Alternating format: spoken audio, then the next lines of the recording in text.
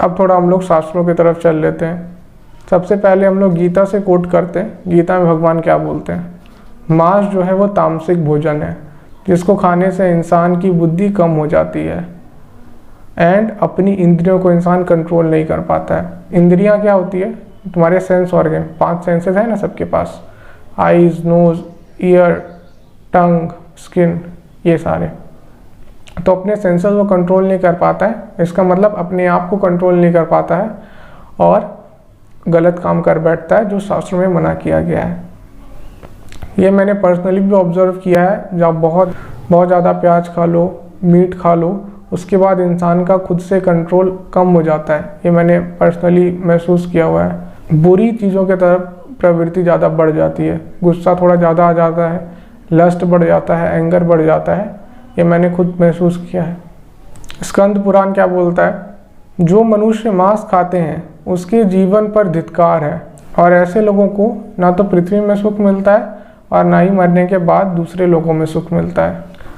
वराह पुराण में भगवान विष्णु के अवतार वराह देव क्या बोलते हैं इसके बारे में कि जो व्यक्ति मांस खाता है, ना तो मैं उसकी पूजा स्वीकार करता हूँ और ना ही मैं उसे अपना भक्त मानता हूँ।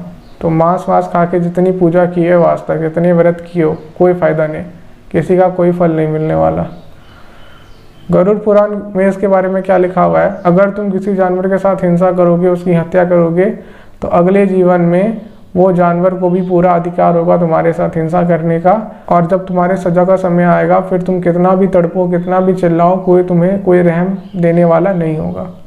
तो ये तो बहुत जगह मेंशन है शास्त्रों में।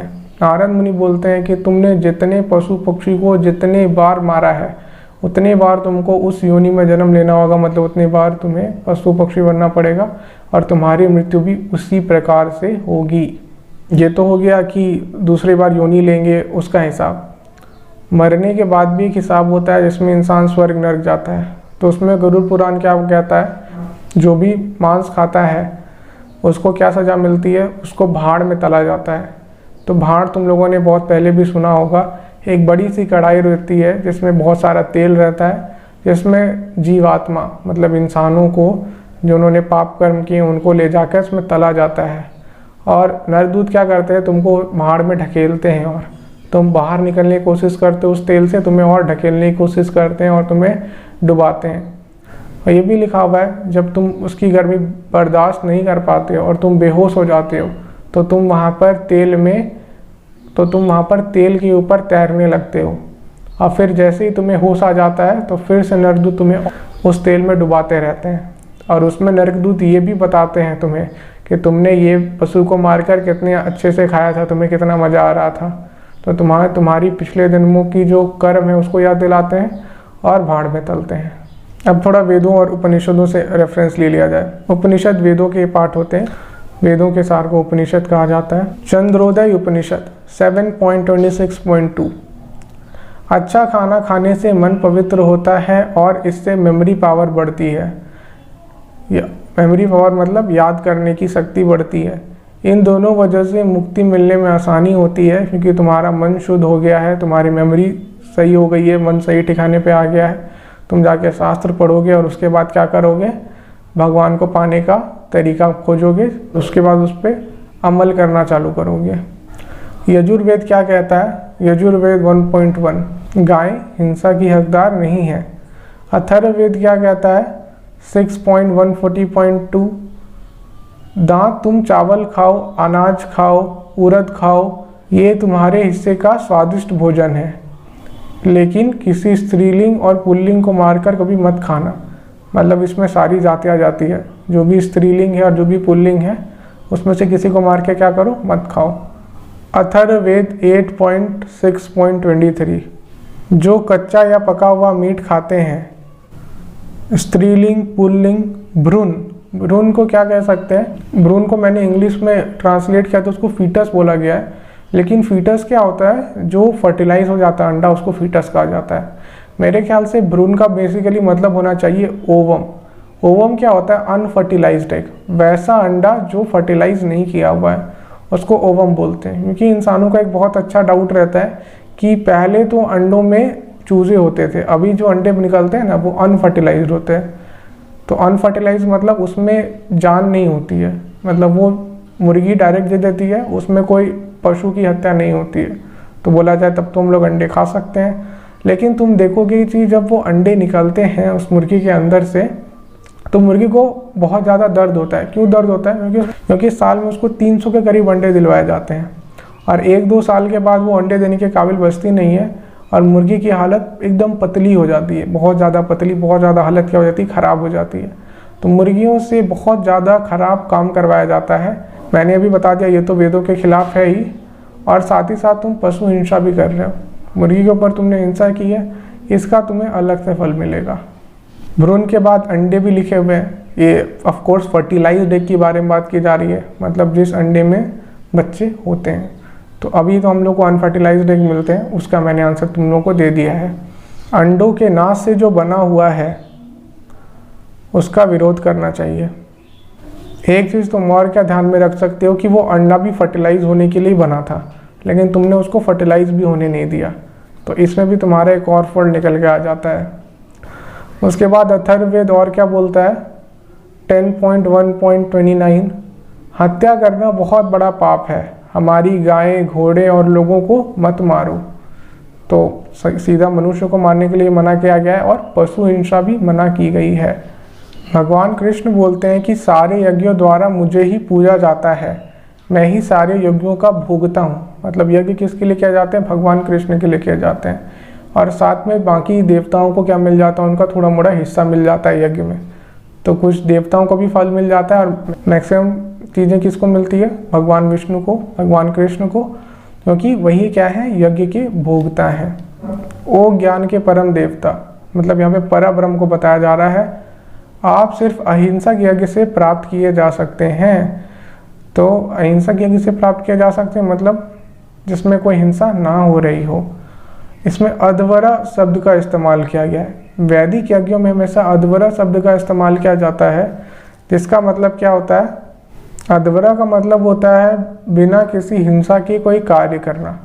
तो यज्ञ में क्या होनी चाहिए? हिंसा नहीं होनी चाहिए। तो अभी आजकल लोग जो यज्ञ करते हैं, मारते हैं, पशु बलि देते हैं, वो सब क्या कर रहे हैं? क्या वो गलत कर रहे हैं? मोस्ट प्रोबेबली हाँ। ऋग्वेद का श्लोक है 1/1/4 का। एंड ऐसे यज्ञ हमेशा सच्चे पंडितों, यहाँ पे पंडित का मतलब असल में विद्वान होता है। जो तुम जिसको नॉर्मल पंडित जी बोलते हो वो क्या होते हैं? पुजारी होते हैं। तो उनको तुम पुजारी जी बोलना चालू कर दो। तो पंडित मतलब विद्वान होता है। तो ऐसा यज्ञ सच्चे पंडितों के द्वारा स्वीकृत किए जाते हैं। यजुर्वेद में और क्या लिखा हुआ है? 36/18 हे परमेश्वर, मैं प्रार्थना करता हूँ, मैं इच्छा करता हूँ कि सारे जीव मुझे मित्र की नज़र से देखें एंड मैं सबको मित्र की नज़र से देखूँ। तो मित्र एक दूसरे की हत्या करते हैं क्या? I don't think so. आगे यजुर्वेद में लिखा हुआ है 1/1 में, यज्ञ उत्तम कार्य है, ये पशुओं की रक्षा करता है। तो ये तो रक्षा करने वाला चीज़ है और तुम लोग इसमें बलि दे रहे हो। यजुर्वेद 14/8 ओ मनुष्य, हमेशा 2 पैरों वाले मतलब दूसरे मनुष्य और 4 पैरों वाले मतलब जानवर की रक्षा करो। बहुत सारे लोगों का ये भी डाउट रहता है कि अश्वमेध यज्ञ है, गौमेध यज्ञ है, अजमेध यज्ञ है, नरमेध यज्ञ है। तो इसमें क्या होता है? मेध का मतलब तो वो लोग समझते हैं कि हिंसा होता है। तो क्या हम लोग इनके साथ हिंसा करने वाले हैं? तो मेध के एक्चुअली 3 मीनिंग होते हैं। एक मेध का मतलब होता है हिंसा, एक मतलब होता है बुद्धि बढ़ाना या शुद्धि करना, और एक मतलब होता है लोगों के बीच में प्यार या एकता बढ़ाना। और गौ का एक मतलब पृथ्वी भी होता है। तो इस वजह से लोगों को संस्कृत नहीं आती सही, तो हम लोग क्या करते हैं? वो लोग गलत गलत इंटरप्रिटेशन करते हैं। कुछ स्कॉलर थे मैक्स म्यूलर, ग्रिफिथ नाम के, तो वो लोगों ने क्या किया? बहुत गलत गलत ट्रांसलेशंस फैलाई वेदों के, जिसको देखकर BR अम्बेडकर भी इंस्पायर्ड थे, जो कि एक कॉन्स्पिरेसी है। तो स्वामी दयानंद आए थे तो उन्होंने पूरे वेदों के सारे डाउट को क्लियर किया। मैं नीचे एक आर्टिकल का लिंक पेस्ट कर दूंगा, उसमें सारे डाउट तुम्हारे क्लियर हो जाएंगे वेदों से रिलेटेड, और वो सारे डाउट भी क्लियर हो जाएंगे जो तुम्हें कभी थे ही नहीं। इतना डिटेल्ड में सब कुछ एक्सप्लेन किया हुआ है। पूरे वेद को पढ़ने के बाद भी तुम कुछ गलती नहीं निकाल सकोगे उसमें।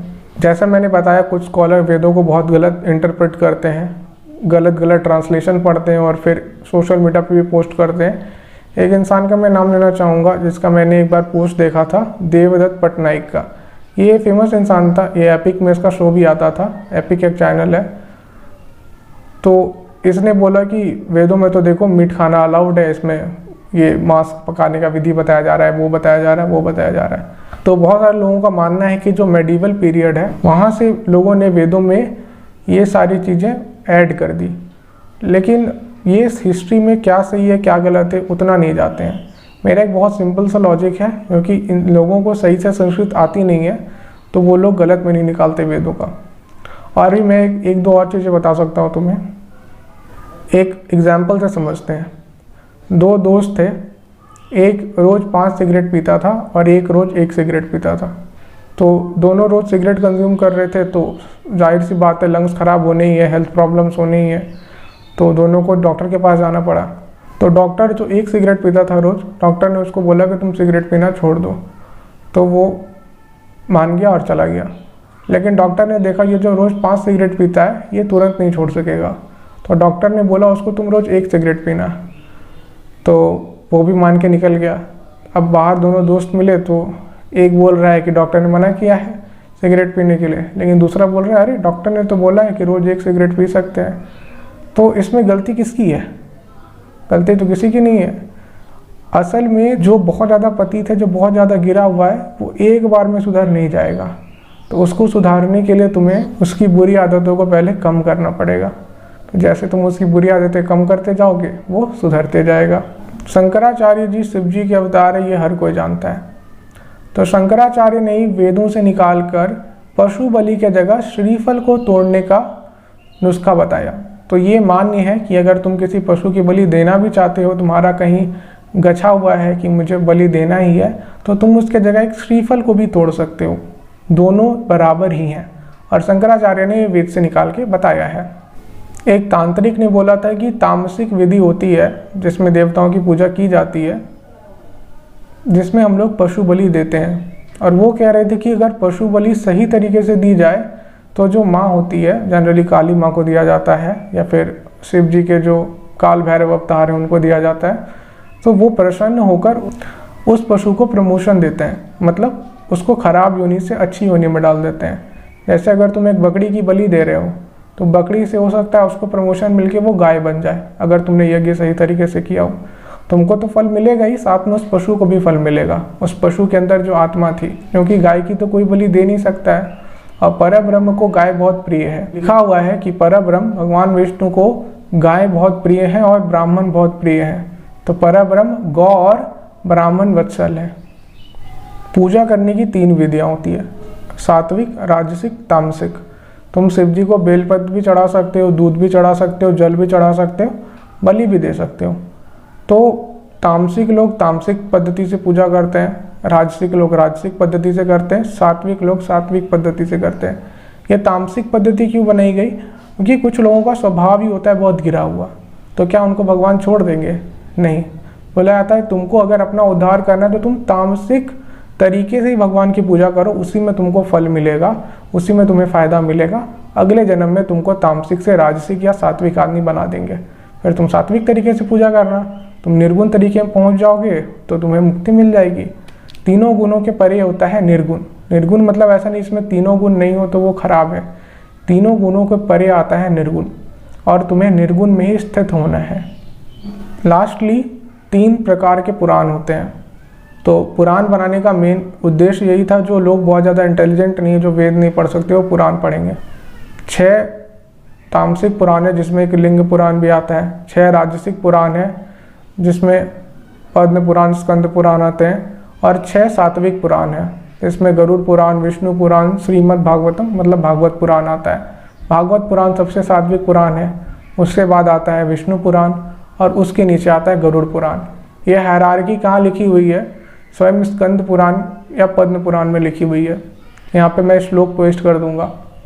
तो तुम्हें अपने हिसाब से पुराण पढ़ने चाहिए और अपना कल्याण करना चाहिए। अगर तुम सात्विक विधि से पूजा नहीं कर सकते हो तो तामसिक से ही करो, लेकिन करो जिससे तुम्हारा कल्याण हो।